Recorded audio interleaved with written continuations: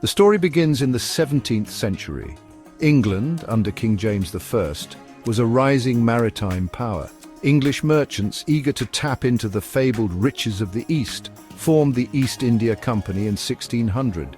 Their ships, laden with hopes and ambitions, sailed around the Cape of Good Hope, seeking trade in spices, silk, and other treasures. Bengal, a province in the mighty Mughal Empire, became a prime destination for these traders. The company established its first trading post in Surat in 1612, gradually expanding its presence eastward. They were granted permission by Emperor Jahangir to establish a factory at Surat in 1613. The East India Company's initial goal was purely commercial, to secure profitable trade in the region. Little did they know, this small trading outpost would become the unlikely springboard for an empire. Bengal in the 17th and 18th centuries was not just another province, it was the economic powerhouse of the Mughal Empire. Its fertile lands produced abundant rice, making it the breadbasket of the subcontinent. Fine cotton textiles woven in Bengal were highly prized, finding their way to markets as far as Europe. The city of Dhaka, now the capital of Bangladesh, was a major center for muslin weaving, a fabric so fine it was known as woven air. This prosperity attracted the attention of European trading companies, all vying for a share of Bengal's wealth. The Mughal emperors based in Delhi appointed Nawabs as governors to administer Bengal and collect taxes. These Nawabs held considerable autonomy and commanded their own armies.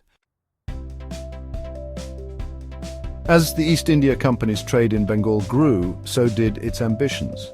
They sought concessions, privileges, and exemptions from taxes, often using their growing influence to pressure the Nawabs. The Nawabs, wary of the company's expanding power, resisted these demands. What began as a relationship of mutual benefit soon descended into suspicion and hostility. The death of Emperor Aurangzeb in 1707 marked the beginning of the Mughal Empire's decline. Bengal, under ambitious Nawabs like Murshid Quli Khan and Alivardi Khan, enjoyed a period of relative independence. However, this also meant that the East India Company, no longer restrained by a strong central authority, could act more assertively in pursuing its interests. Conflict became almost inevitable. Section 4 decisive battles: Plassey, 1757, and Buxar, 1764. The simmering tensions between the Nawab of Bengal and the East India Company finally erupted in 1757. Siraj-ud-Dowlah, the young and inexperienced Nawab, clashed with the company over its fortifications and abuse of trade privileges. What followed was the Battle of Plassey, a pivotal moment in Indian history. The company, led by Robert Clive, bribed Mir Jafar, the Nawab's commander-in-chief, and other key figures to betray Siraj-ud-Dowlah in battle. The Nawab's forces were routed and Siraj-ud-Dowlah was captured and executed. The Battle of Buxar in 1764 further solidified the company's dominance. This time, the company's forces, again led by Clive, defeated the combined armies of the Mughal Emperor Shah Alam II and the Nawab of Awadh, Shuja-ud-Dowlah.